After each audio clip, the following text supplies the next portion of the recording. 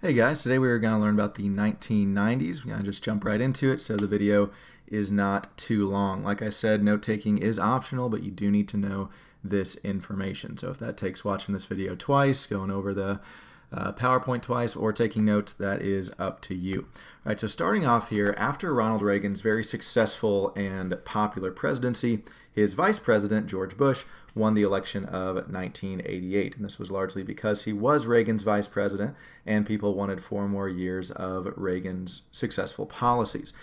George Bush was committed to continuing Reagan's policies towards the Soviet Union and also to ensure the end of the Cold War, which he did in 1991, which we've already talked about. Okay, the fall of the Berlin Wall in 1989, the fall of communist regimes in Eastern Europe over the next 2 years, and then the collapse of the Soviet Union in 1991, in which case the U.S. won the Cold War.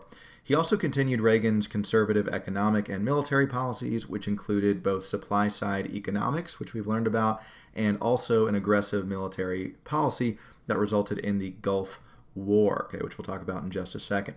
One of the first big events of Bush's presidency in 1989 was the Tiananmen Square riots. This is something we have talked about briefly before, okay, so just a little bit more detail here. After Mao Zedong's death in 1976, the future of China was very unclear. A very large percentage of the country's population wanted China to become a democracy once again. They wanted these freer economic policies to also translate to freer social policies. So in 1989, there was a student-led protest march over the lack of political freedom in China and the lack of progress, for a better word, that had been made after Mao Zedong's death. Now, this protest turned very violent when Chinese troops, armed with tanks, armed with assault rifles, they killed nearly 1,000 civilians in the streets. Okay, this is something that could have been very peaceful, very productive, but instead the government continued its oppressive policies, which indeed it still does today.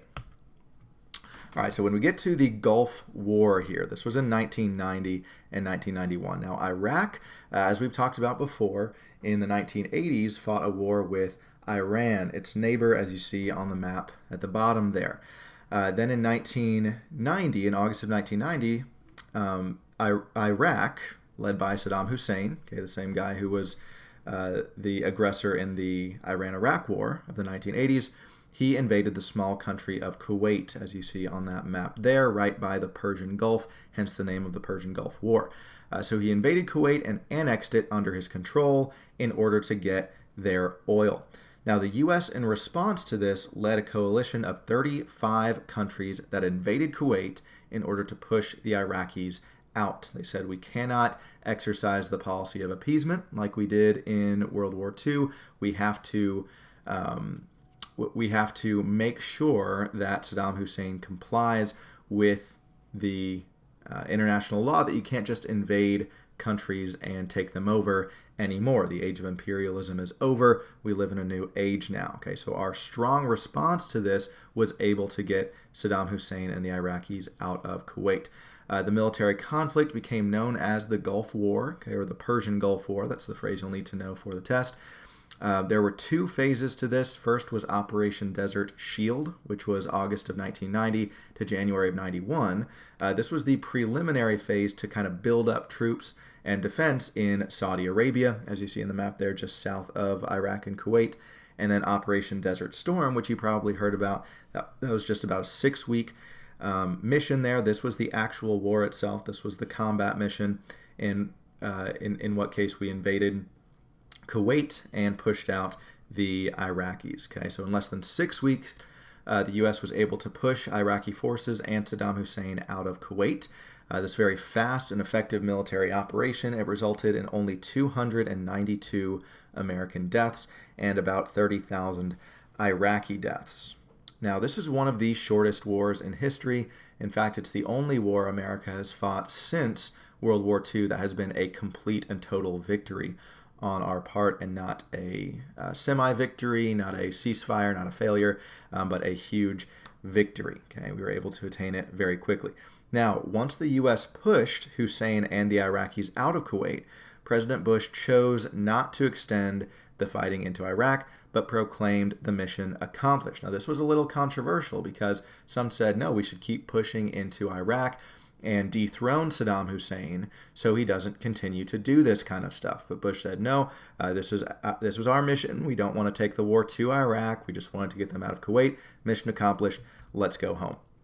So the leaders of the United States during the Persian Gulf War, of course, you have George H.W. Bush as president, and this fast and decisive victory is seen as his greatest accomplishment in office.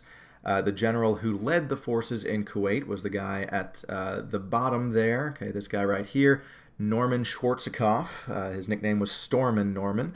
And the chairman of the Joint Chiefs of Staff was a guy we have learned about during Black History Month, that guy, Colin Powell. Okay, so both of them were extremely effective military leaders and did a wonderful job during this war. Then in 1992, Bill Clinton won the presidential election against George H.W. Bush. And a few things to know about Bill Clinton. He was very young, very charismatic, eloquent, very likable guy, really good public speaker, kind of had a good public image, and people really liked him. Now, Reagan's impact was really confirmed when Clinton, who was a liberal, a Democrat, he declared that the time for big government was over, and it really showed the overarching effect of the Reagan Revolution in making the government smaller, okay, having more supply-side economics instead of Keynesian economics. So the fight against communism had been won by this point, 1992, and it was up to Clinton, really, to lead America into the post-Cold War world, which is what Chapter 30 was all about. In January of 1994, Clinton signed a very consequential trade deal that was important for all of North America. It was called NAFTA, the North American Free Trade Agreement, and this has received criticism over the past 2 decades because some say that it weakened the American job market by making it easy for companies to what's called outsource American jobs, like take them from America to Mexico or Canada because of the lower taxes there, because cheap labor or whatever. Instead of making American companies stay in the U.S. and hire Americans to stimulate our economy here at home. Okay, so some people liked NAFTA, some people didn't. Okay, you can make up your own decision on that. It was actually replaced very recently, just a couple of months ago, by Donald Trump with something called the USMCA. I think that's called stands for the U.S. Mexico-Canada Agreement on Trade. And this is not known yet as far as what this will do for trade with North America, but we'll remain hopeful about that. One of the most tragic events of the post-Cold War world was the Rwandan Genocide. Okay, Rwanda is a very small country in Africa, as you see on the map right there. And in 1994, okay, from April to June of 1994, in just 2 months, a tribe called the Hutus slaughtered 800,000 people belonging to a tribe called the Tutsis. This was a massive genocide intended to wipe out their enemy tribe here. And what's really tragic is that other countries did little about it. Clinton actually described his lack of action here as the biggest regret of his presidency. But honestly, the UN shares a lot of the blame. As we learned about the United Nations, one of their big missions is peacekeeping, and here they were not effective in stopping this genocide. Now, a shocking fact about this genocide is that 800,000 people were killed in such a short period of time, but they were not killed by guns or bombs. They were killed by machetes. Okay, this was an absolutely barbaric act by the Hutus against the Tutsis. Another thing, tragically, that increased throughout the world in the 1990s was radical Islamic terrorism. And this made it clear that, yes, while the Cold War is over, the global struggle against communism is mostly over, we still have a lot of threats in the world. Okay, so radical Islamic terrorism really grew throughout the world in the 1990s. Al Qaeda and Osama bin Laden carried out numerous terrorist attacks throughout the Middle East and Africa, including one in Somalia, in which several American soldiers were killed. Okay, if you've ever seen the movie Black Hawk Down or heard about that, this is the event that movie depicts. It's called Mogadishu. Okay, this is where the attack occurred in 1993. The hunt for bin Laden began in the 1990s when it was clear that he was behind all of these terrorist attacks. There was one in Mogadishu, Somalia. There was another in Nairobi, Kenya, at an embassy. There was another the very same day in Dar es Salaam, Tanzania, and just many, many people were killed by these radical Islamic terrorists. Unfortunately, bin Laden was not found, and this unsuccessful search, this unsuccessful hunt for bin Laden, eventually culminated in the attacks that he organized on September 11th, 2001, which we will talk about next class. Now, a group of radical Islamic terrorists in 1993 carried out a bombing on the World Trade Center in New York City. Now, this is different from the 9/11 terrorist attacks. This was 8 years before.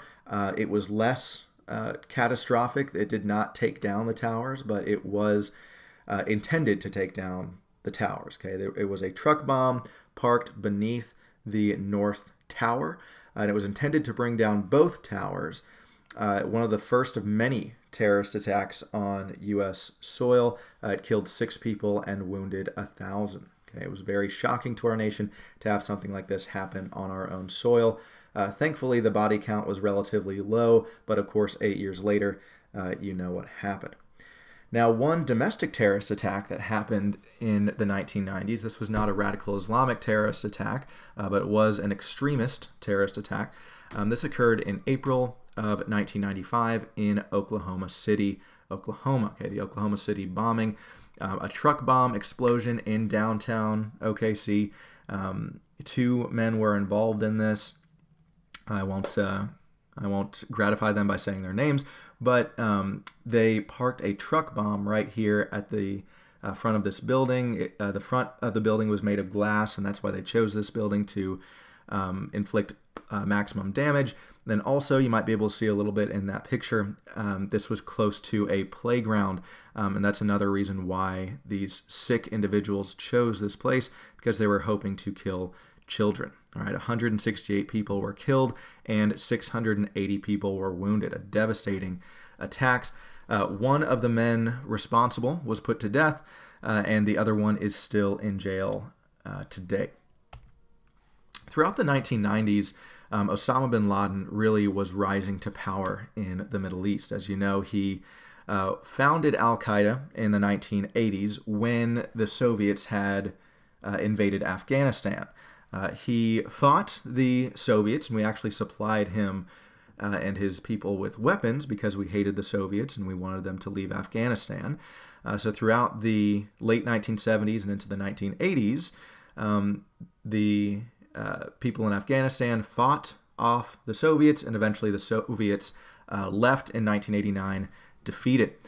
Bin Laden interpreted this, okay, the Soviet withdrawal from Afghanistan, he interpreted this as him having the ability to take down a superpower.